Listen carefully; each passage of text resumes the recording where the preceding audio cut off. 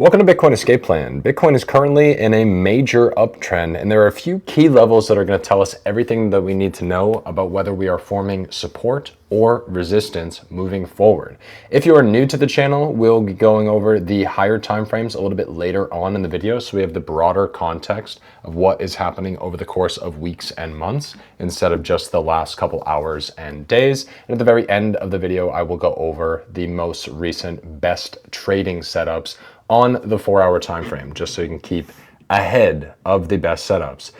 If you are new to the channel, you can go over to bitcoinescapeplan.com. Every Monday, I release an in-depth newsletter that breaks down all of the key levels across the time frames on the chart that you can check out in your leisure when you're not here on YouTube. I do release videos every Sunday, Monday, Wednesday, and Friday. Let's get into the video. Oh, I turned airplane mode on. Okay, airplane mode is off. We're into the video, 4-hour time frame.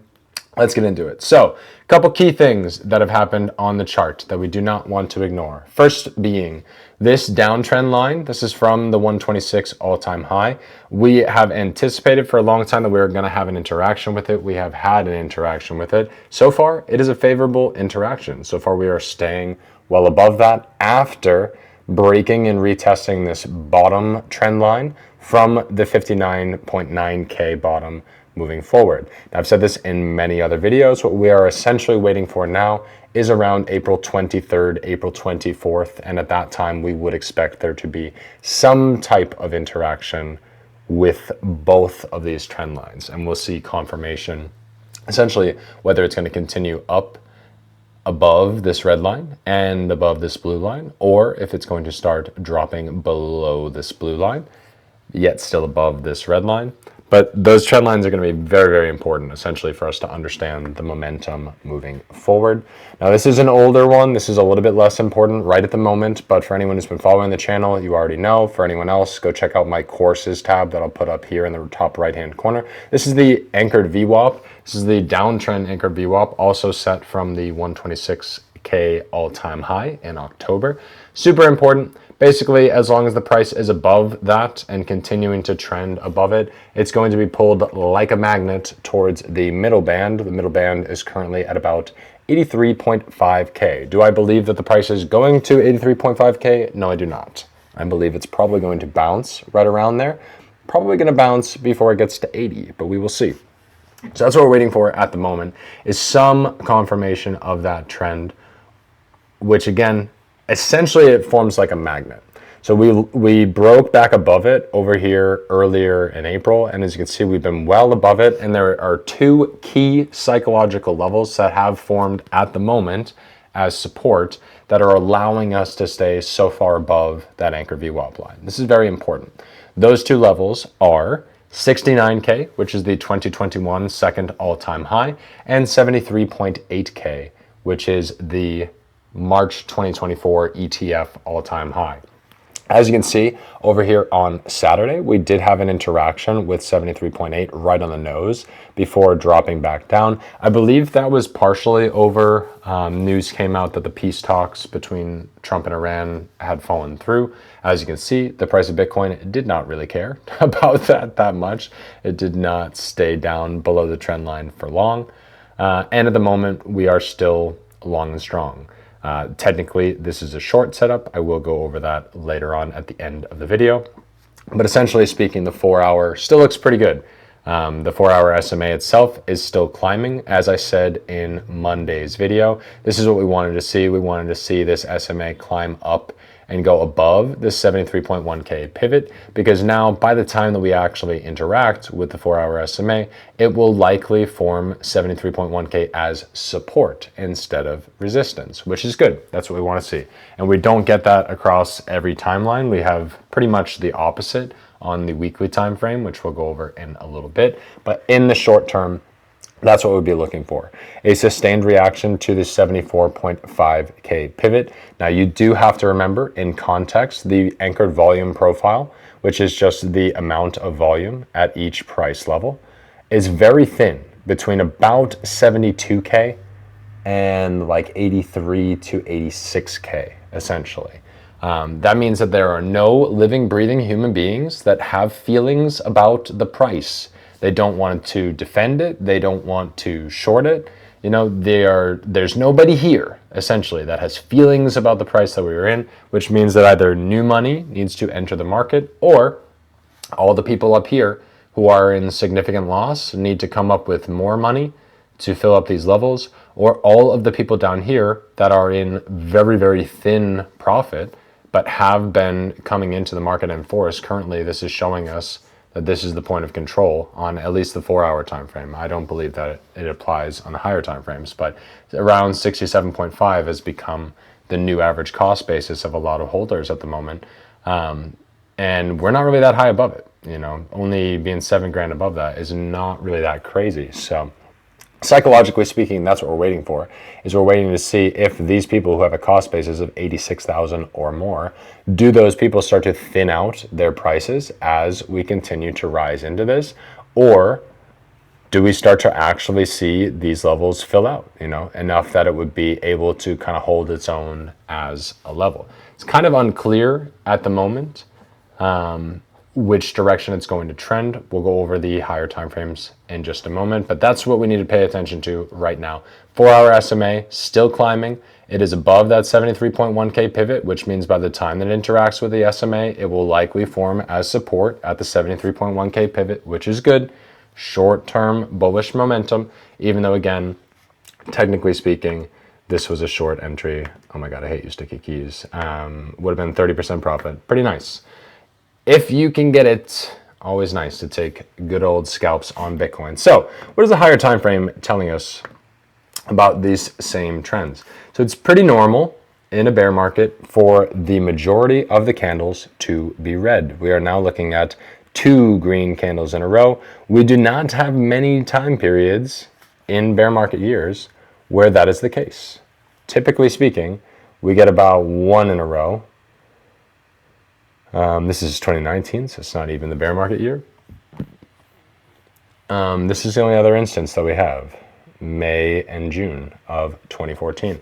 So at the moment, we're kind of in new territory in terms of having 2 green monthly candles. Now, do I consider March to be a bullish candle? No, I do not. That's a lazy ass candle. That's like just barely above the close over here for February. So I wouldn't really take that as gospel that there's any issue of these two being bullish. However, as I've said a million times, what I am anticipating is probably a higher low that's going to form in around that April 23rd, April 24th. That's probably when we're going to see a failure. I would assume right at around 80K. This is a little bit easier to see here on the weekly time frame. As you can see, the weekly SMA is continuing to get pulled down lower and lower, currently sitting at about 77.7K. Say that 3 times fast. And once we get to the 76.2K Fibonacci pivot, which I believe is probably going to be at the end of this week, to be honest. Like, even unless price closes above that Fibonacci pivot, that really would be the only thing that would prevent the weekly SMA from closing right at around it. That could potentially force it to curve or even slope up, depending on how much more volume that we get. But it's already Wednesday. Theoretically, we can get more volume to enter, but it's kind of thin at the moment. Most of the volume was actually over here. We're not really seeing the same amount of volume as we were in March. Now, partially that's because, everybody's got to pay their taxes right now. They're more focused on that.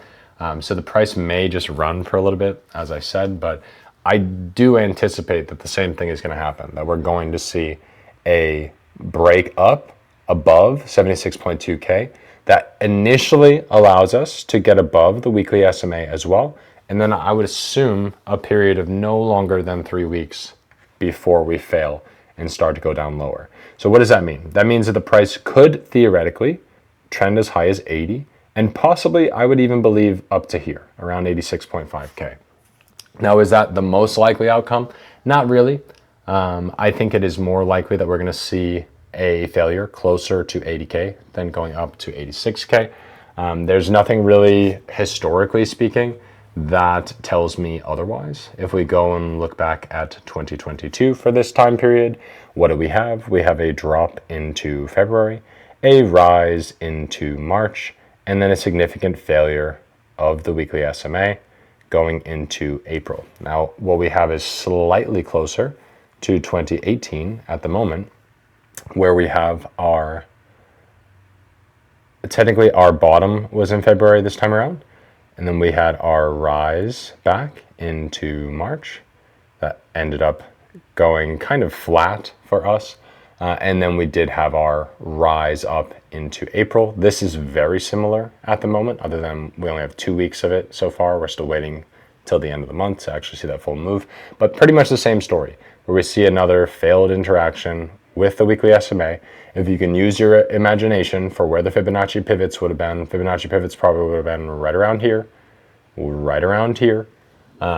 So we still have to assume, until proven otherwise, that we are going to see another failure of the weekly SMA, and that we are likely going to see something very similar to this. The only difference being that by the time the price interacts with it, it'll actually be above this point, which again is going to slightly form 76.2K as support for like 3 weeks, I think. I don't think it's going to stay as support for very long. I think the most realistic outcome, assuming, let's say that we close the week, which at the moment we've gone to exactly 76.1K, which is not quite a failure of this pivot yet. It may technically be deemed a quote unquote failure if we close on Sunday and are still below it. However, I think that that's a healthier candle than this guy. We would need to see a complete sell-off at this point below the weekly open at 70.7, and I don't think that's going to happen. I don't think that's very likely. And what that means is this is going to be the highest closing candle that we've had in this range since we entered the range at the end of January. Very important. Now, I talk about this all the time. This is the 50% mark of that range, around 70.2, 70.3K. This is a very, very critical region. What it tells us is when the price is trending above 70.3K, we are more likely to interact with the 76.2K pivot. When the price is trending below 70.3K, we are more likely to interact with 64K again. Now, the more times we interact with a level, the less important that it is over time. It will basically give us less information if we continue to bounce this but don't push above it. And same thing here. If we continue to push pressure on 64, eventually it's going to break, and it's going to break to the downside. So that is my base case at the moment. Nothing has changed. I make these videos 4 times a week. I've been saying the same thing since January, basically. I believe that we are going to have a break above this Fibonacci pivot. Depending on where it closes, this weekly SMA may be kissing it. It may have broken below it. We're not sure yet. By the time we interact with it, they'll be so close that it won't really work as support or resistance, because it will kind of be reading both levels at the same time instead of having them be 2 separate events, which is just going to mean that one is going to be an unclear support that does not end up holding long enough, and therefore they both end up flipping to resistance, is my base case. The only thing that will change this is if a massive amount of liquidity comes into the market and just keeps us at above these levels. Again, there are very few human beings from 72K to 86K that have emotions about these levels. You know, not even the robots are buying at those levels. You know, there's nobody here to defend this region that we like really need to see defended if we are going to see the price rise higher. So I think narratively speaking, what is more likely to occur is that something is going to cause another breakdown of the price. I would imagine it's something to do with the Iran peace talks not going well. I'm not very invested in what the individual news story is. I gotta be honest with you, I don't care. All I care about is what is the chart telling me. And the chart is telling me that nothing has changed, that the 4-hour cycle is behaving exactly as it has for many years now. And until proven otherwise, I am going to base my analysis off of that assumption that things are more the same than they are different. It also benefits the people in most power for it to be the same and not different. So gold and SPY are consolidating and starting to see a little bit of strength. That is part of why Bitcoin has had its chance to get a little breathing room and run. But I have not really seen anything in the news, the charts, or anything else that makes me believe we are suddenly going to teleport back to new all-time highs. I did see somebody post about how some rich billionaire thinks that Bitcoin's going to be above $250,000 in 18 months. That would put us at like early 2028, essentially. There is some precedent for that. However, I think what it really comes down to is whether we're going to see a 2022 style bear market where we have our, Q2 failure that brings the price down, and in 2022's case just continues to drop down. We have one more lower high going into July, August, that then capitulates and continues to go lower, but the majority of the move was already priced in by around June, as opposed to the 2018 bear market, which you do have to remember, Donald Trump was the president at that time, where we had very similar. We had our rise up into April and then our failure, and we had a continued downtrend into June, followed by one more lower high formed in July that then continued to drop until we finally dropped off a cliff at the end of the year. We pretty quickly recovered it, and then we have just significantly more chop in that particular instance. So if we're thinking about like what should we be doing to prepare ourselves, anybody who was buying spot in this region here, what you need to be prepared for, just mathematically speaking, is about a period of 2 years of uncertainty. Typically speaking, that's what you can expect. So if you had bought here, in this Q1, Q2 of 2022, you would have been early and you would have had to watch your cost basis essentially get cut in half again after already doing that.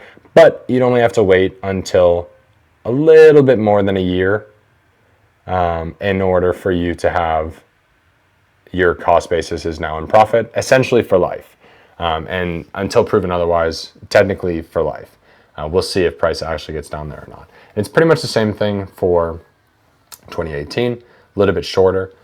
If you had bought, in this early region here, you would have only had to wait a period of about 2 years in that instance for price to stay above it. So we can assume that it is a fairly low risk option to add some exposure to your spot position over these levels. And again, it doesn't really matter if it's at 74 or if it's at 63. It doesn't really matter. Obviously you get a little bit more Bitcoin for your money. It's more, I think, just about having exposure during key psychological periods in the market. And currently, this is a pretty important one, again, that we're waiting to see a reaction off of the weekly SMA. And that will tell us pretty clearly, okay, have I missed the boat and is price just going to continue to trend higher? Or is it playing out like I thought it was, and therefore we're going to see pressure towards 64K, which means more opportunities to buy. Now, I personally am of the opinion that we will have other opportunities to buy at 64 or lower later in the year, but it is quite possible, again, if they've come to a favorable decision with the Clarity Act and the Genius Bill, which it seems like they have, even though, just to reiterate what I talked about in another video, they have decided not to give stablecoins FDIC insurance, which is not great. And they have decided not to allow yield on stablecoins for the crypto companies, which is not great. So essentially what that means is that the banks won and that the crypto companies are just focused on getting the bill passed so that the psychological pressure around Bitcoin can be released and liquidity can flow, even if it flows slowly, which I gotta be honest, is still a pretty good deal in terms of, like Coinbase sees the writing on the wall. They custody all of the ETFs for BlackRock and a number of the other ETFs. They are gonna be around for a long time. So if they have to slightly change their revenue model and are not allowed to offer stablecoin yield, they're going to adapt because they understand we hold everybody's Bitcoin. So they're going to be fine. They're going to be a business in 50 to 100 years, most likely. So there's that aspect of it where the larger players in crypto are just focused on getting the bills signed so that the liquidity has the method to flow back into the market. But psychologically speaking, the fact that they are not FDIC insuring stablecoins is kind of diametrically opposed to the benefit of the people. So what's happening, and I'll do this briefly and then I'll go into the trades right after this. What's happening essentially is the US government needs buyers for US debt, or the entire US dollar collapses. And that does not look very good for society at large in the world, much less so if you are an American citizen. So what that means is Japan, China, Russia, Brazil, all of these, foreign entities that were our primary buyers of US debt and US Treasury bills in order to continue to have American influence and American aid, essentially. Once those countries started to reduce their buying of US Treasuries and cash equivalents, the US government essentially needs to find, or the Treasury technically, needs to find new buyers in order to sustain that. The buyers that they chose are anyone who buys a stablecoin. Anyone who buys a stablecoin, the bank has to back that stablecoin one-to-one with the US dollar. So if $500 billion worth of stablecoin demand flows into the markets, what that means is the banks themselves have to buy $500 billion worth of US Treasuries or cash equivalents, which is great for the Fed, not so great for that $500 billion worth of customer funds that are not FDIC insured. So, when we see that massive volatility into the market, which again, if we are seeing closer to a 2018 and 2019 progression, and again, who was president? Good old Donald J. Trump. If we are seeing that means that a lot of people are going to get wrecked. A lot of people are going to get wrecked, thinking that we're not going to see the bottom, and then panic selling, and then assuming, oh, it's just higher forever. We're going to new all-time highs in 2027. I think that this would be our instance where we see another failure of 100K. And I don't think people are really prepared for this. I think you really need to accept that this is a very real possibility, that we see a breakdown, like I said, by the end of April, that results in a failure of the weekly SMA that drags us back down. Maybe we show strength at 64, maybe we do not then. If we are able to hold at 64, that essentially means the retest in July, it's probably going to be very similar to this level, probably slightly lower than whatever this one is. But if it is tracking 2018, it's actually more likely that it's going to break through that 64K pivot. And then the 64K pivot is going to be the lower high formed in July. And then again, should drop off a cliff by the end of the year. Now, I don't have a crystal ball. I don't actually know if that's going to happen or if we're just going to start trending higher, but what I do know is even if it starts at a different cadence than, even if it starts at a different cadence than in 2018, 2019, even if we get this leg of the run a little bit earlier, I would expect it's still going to result essentially the same way. So this level was super important back then. It's 13.8K is the peak of that. The candle closes around 10.8, it looks like 10.3-ish. And psychologically speaking, in the 2017 market, 10K was actually the important level. 20K was just the icing on the cake, essentially, and just the fact that we had enough liquidity and had enough momentum. This is before the yen carry trade unwind. There's just a lot of money that could be spent on Bitcoin. Back in the good old days, I started right over here. So the psychological level that was important then was 10K. So for us now, what that means is the psychological level that is important for us is about 100K. So what I would be anticipating is if for whatever reason, say that I'm wrong and that we do not get a lower high in April, but we continue to go higher. We continue to go higher for whatever reason for the rest of the year. And then me personally, I find that unlikely because if I'm JP Morgan Chase and I'm offering $500 billion worth of stablecoins that are not FDIC insured to my clients, and I want my clients to keep their money with me instead of, send me mean letters and, switch to my competitors, then I don't want the price of Bitcoin to be really high when I start offering stablecoins. I want the price of Bitcoin to be really affordable when I start offering stablecoins, because now my customers who have all of these stablecoins think, oh, all right, well, I'll buy some Bitcoin with that, and maybe I'll take some profits from my Bitcoin and have more stablecoins, like, I just don't think that it really benefits the banks for the price of Bitcoin to be high when they actually start offering the stablecoins. So I think that we have a lot of volatility that we are going to experience between now and 2027. Really 2028, I think, is like the next time where it's going to be quote unquote safe and boring, and we should just continue to the upside. But there's no guarantee of that.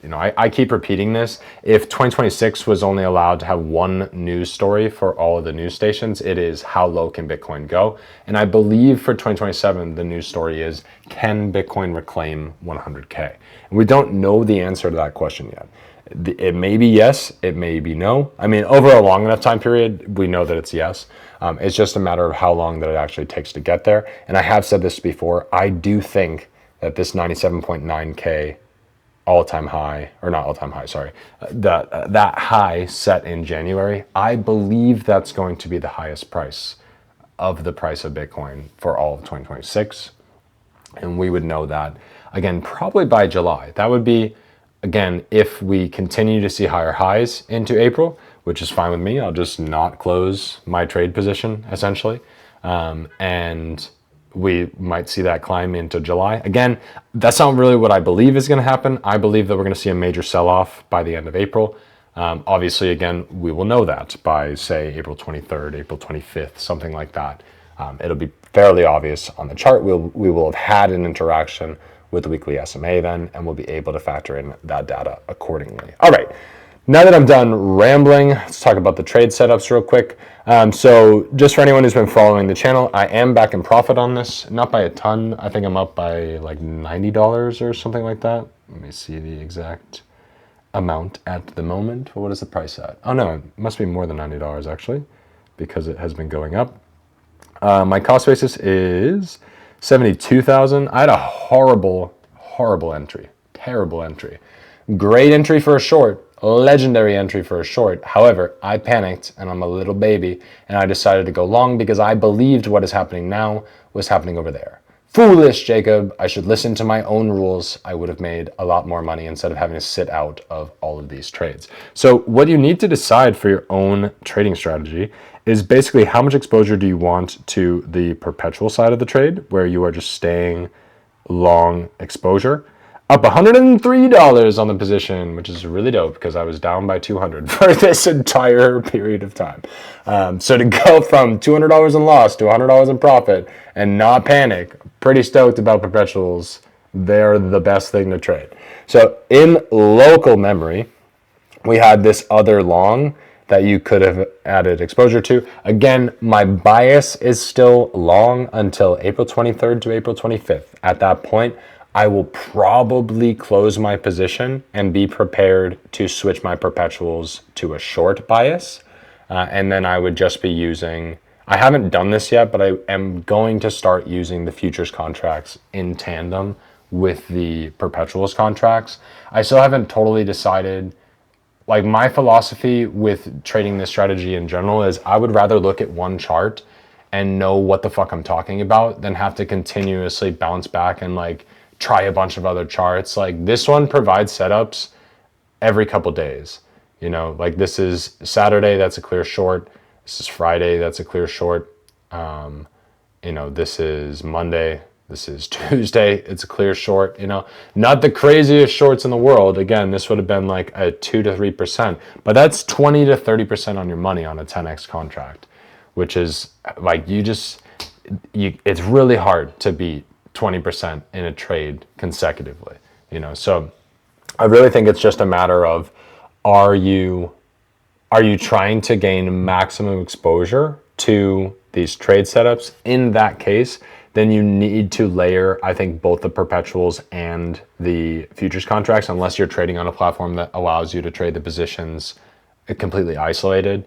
Instead of on Coinbase, it does force you to have one position that you are adding or removing to, which I like. I don't think there's anything wrong with that. Makes it, I think it makes it harder to lose money. In my experience so far, I've lost way more money trading options contracts trying to match IBIT to Bitcoin than I have just trading these Nano BTC perpetual contracts on Bitcoin itself. I think it's way easier.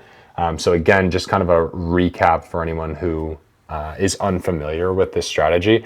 I'm looking for a break of the Bollinger Band, either to the top or the bottom. The bottom indicates a long trade.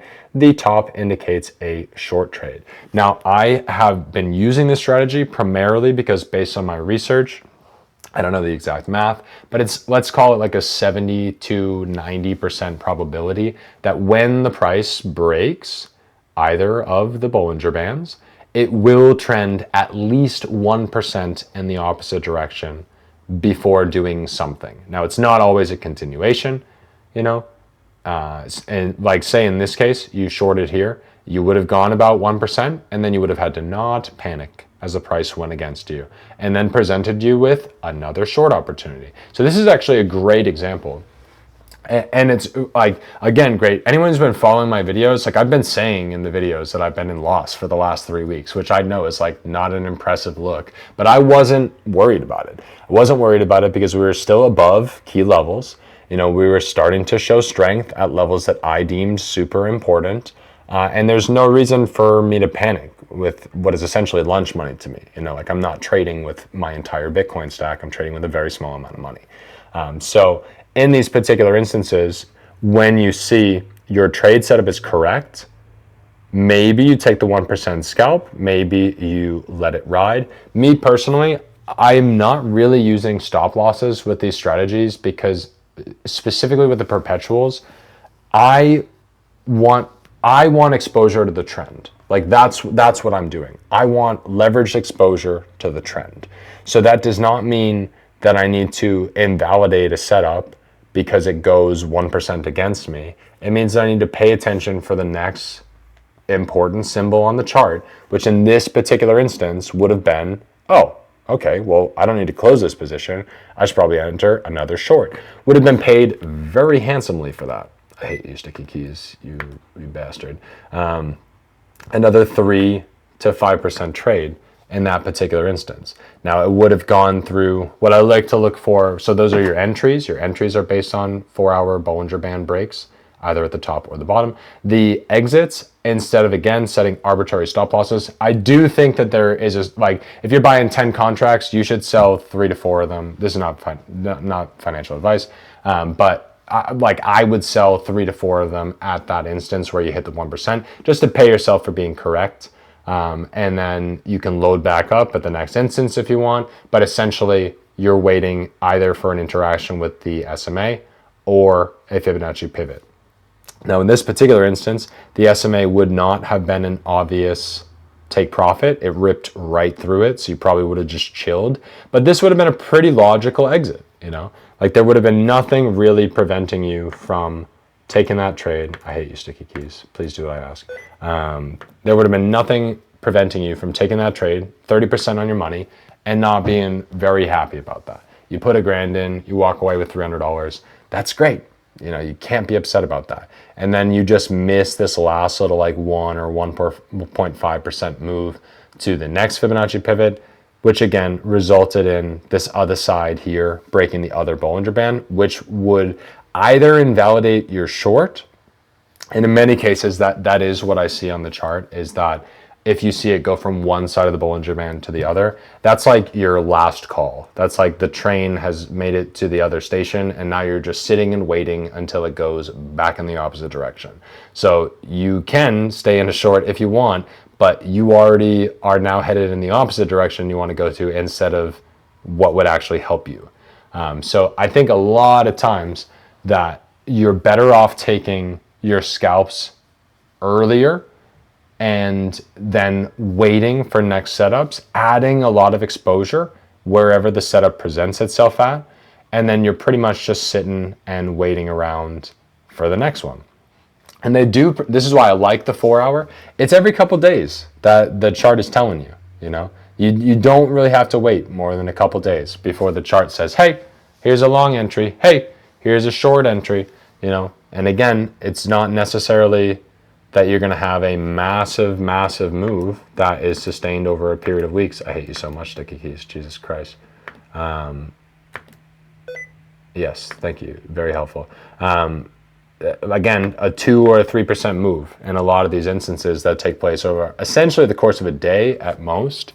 But again, the perpetual trades, I think, is really more about having exposure to the trend, which for me, at the moment, based on everything else that I have told you, at the moment, we are still bullish until, I would imagine, right around here, April 23rd, April 24th. Somewhere in there, I would anticipate the price is going to start filling downward.